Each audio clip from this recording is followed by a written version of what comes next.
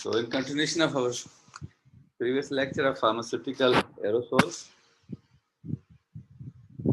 so how the aerosols are manufactured, are formulated, because whatever the drugs are manufactured, these drugs are formulated.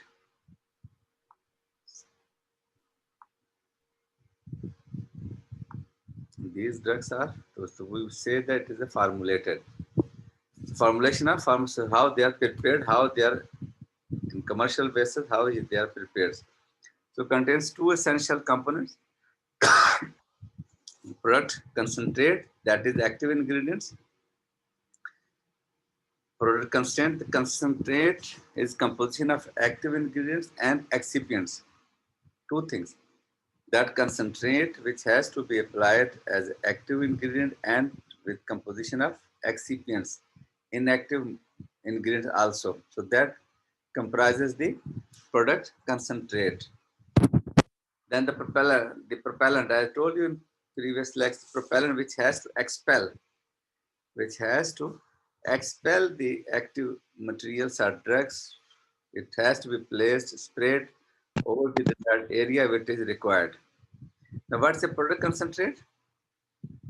Product concentrate ingredients are a mixture of active ingredient and other such as solvent, antioxidants, and surfactants. It is a composition of what? Active ingredients, therapeutic agent, and others such as solvents, antioxidants, and sulfur, which are known as a excipients are inactive materials or inert materials. So if I ask you product concentrate means ingredients, Sir, therapeutic, solvents, antioxidants. yes, mixture of active ingredient and others such as solvents, whatever required. So it is a product concentrate. Then propellant, its propellant may be single or blend of various propellant, various gases, whatever it is. So propellant may be single or blend of various propellants. It's a blend of propellants used in a pharmaceutical formulations to achieve desired solubility, characteristics, or various surfactants are mixed to give the proper value for emulsion system. So to give the desired vapor pressure, solubility, what is required, it has to be a good propellant.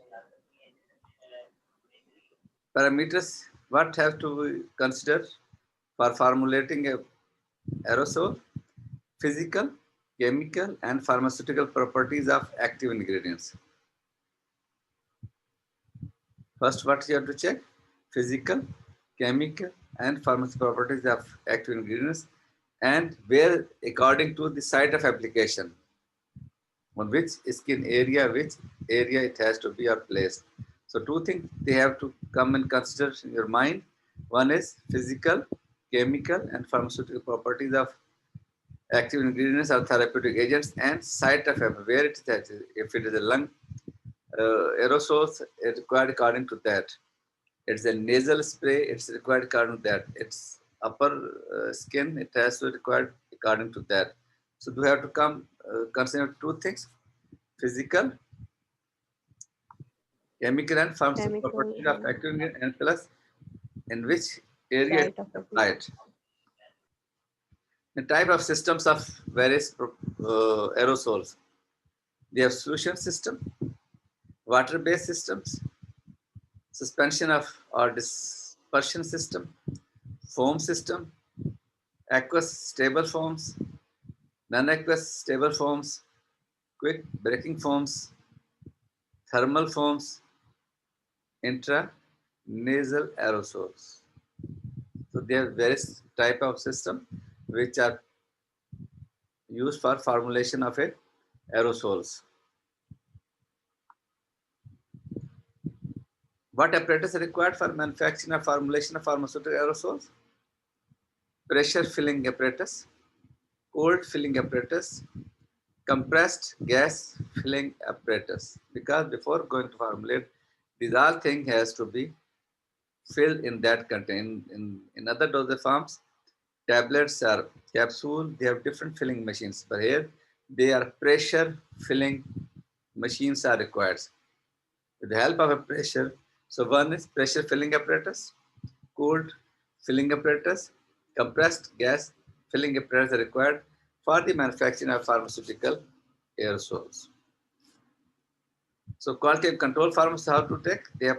They can check of its propellants, valves, actuators, and dip tubes, testing procedure, valve acceptance, containers, weight checking, leak testing, spray testing. These has to be checked to have a quality assurance of aerosols. Evolution, because whatever you have to prepare, formulate, it has to be evolution, has to be done. Assay has to be done, chemically check that yes, this drug is valid for patient or not. So is there any substandard things included or not? So evolution parameter for is the first.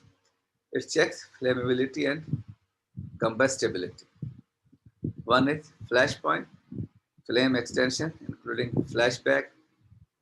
B is physiochemical characters. Its vapor pressure has to be checked. Density, moisture contents, identification of propellants, concentrate propellant ratio. C is performance, aerosol valves, discharge rate, spray pattern, dosage with metered valves, net contents, foam stability, particle size determinations, leakage also. D is biologic characteristics of that aerosol has to be checked. E is therapeutic activity. What desired effects are reported or not. Second, that simple also then was meter dose and inhalers. Mostly in asthmatic patients, you may have seen these type of inhalers. So to increase interest in modifying meter dose inhalers, to minimize the number of administration errors, and to improve the drug delivery of aerosols, particles into the drugs delivery system of the nasal passageway and respiratory tract has to be done. You can see in a meter dose inhaler, their canister, plastic holder is there, metering valve is there, propellant with drug suspension is inside over there, mouthpiece is there, aerosols. This is a different type of aerosol as compared to simple aerosols because it is a metered dose in here. So when you push once, it gives whatever dose, sometimes 200 microgram or 100 microgram, whatever it is fixed. So that metering valve can discharge only that required dose when in these meter dose inhalers. Nowadays, there's a dry powder inhalers also. Dry powder inhalers. So in dry powder inhaler systems, a drug is inhaled as a cloud of fine particles. The drug is either preloaded in an inhalation device or filled into hard gelatin capsule or fire blistered discs which are loaded into a device period to use. What they do, they have different type of dosage. Either it's a gelatin capsule, either it's a blistered disc, or it is a device period to. So sometimes these are the dry powder inhalers in meter dose. They are not. They are prepared dose inhalers. Now, what they do, dry powder inhalers are devices through which dry powder formulation of an active drug is delivered for local or systematic action via pulmonary routes. So these can only be applied through pulmonary routes. That previously we have discussed inhalers, they can be applied over the skin wherever they required. But these are dry powder inhalers are applied for pulmonary routes. They are bolus drug delivery system that contains solid drug substances that is suspended or dissolved in a non-polar propellant that is fluidized when the patient inhales. So it is different in technology as compared to other meter dose inhalers. They give, in that case, that system has to deliver the dose, whatever it was fixed. Here, whatever the dose is fixed by a capsule, whatever it has, when they have to push over there, that dose has to inhale by the patient. So, what are the ideal dry powder inhalers? Number one, effective dosing, uniform dose, targeted delivery, operable, operable at low inhalation flow rates, efficient device, easy to use. Means you can get a proper dose when you apply ideal dry powder inhalers. How the formulation has to take place of these DPI. So dry powder inhalers formulations are generally engineered composites containing drug material of micron size formulated with or without a large carrier material. The formulation is formulated around a device that, when activated by patient, is capable of producing a respirable aerosol cloud that penetrates the respiratory tract and reach the site of action. So what they have to put the dose in previous we have meter dose. The dose is already placed inside that container. Here, the doors are actually outside. So it has to fix over that device and then it has to be actuated. There's no propellant used in this type of devices. Steps involved in formulation. Now it has active pharmaceutical ingredients, production separately, formulation of active with or without carriers, integration of the formulation into the device. So they must be integrated with, when it's placed inside the device, they must give the desired effects. Design issue. The different type of designs of dry powder inhaler you can find. Inhaler design, especially the geometry of the mouthpiece, is critical for patient to produce an airflow sufficient to lift the drug from the dose chamber. Break up the uh, agglomerates in the turbulent air stream and leave the drug dose to lungs as therapeutically effective. Fine. But here, the patient must know how he has to inhale because it's mostly a full power of inhalation. That must be in that case of metadol, they put that push that drug inside the mouth and then inhale. But here, they have a forceful inhalation. They have, as sometimes the people who smoke cigarette, they must know the technique how they have to inhale that drug inside the lungs. This is a model of that. It's the overcap, bulk chamber cover. Bulk chamber is there, metric cylinder over there, dust cap. The capsule have to place over here, then mouthpiece.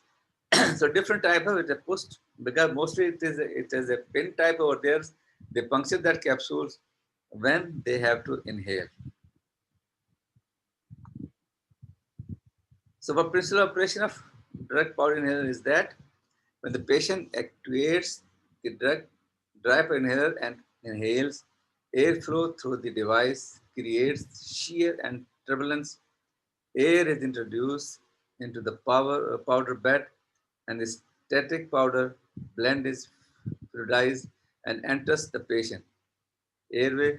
There, the drug particles separates from the carrier particles and are carried deep into the lungs to exert the effects. So it when patient gives the pressure, it has to inhale the drug from that one of device of the drug powder inhalers.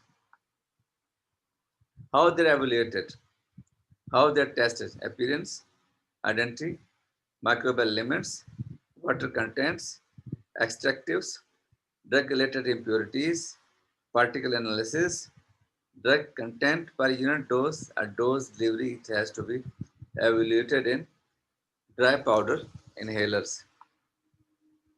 Advantage of this DPI is that it is a propellant-free design. There is no need of propellant in case of dry powder inhalers. Second, less need for patient coordinations, less potential for formulation problems, environmental sustainability, less potential for extractable from device components. Disadvantages. Dependency on patient inspiration flow rate and profile. Mean how the patient has to suck, the drug has to reach in the required area of the lung. Device resistance and others device issues. More expensive than pressurized and meter dose inhalers. Yes, it is. Complex development and manufacturers. Not available worldwide. Greater potential problem and dose uniformity. Yes, sometimes it has to, because when the patient has to suck, whatever turbulence has to be done in that capsule, it has to be taken out. So depends upon the section of that the patients. Device, sometimes there are a problem with the device. More expensive, yes, I think that 1600 cost that only the device of that one.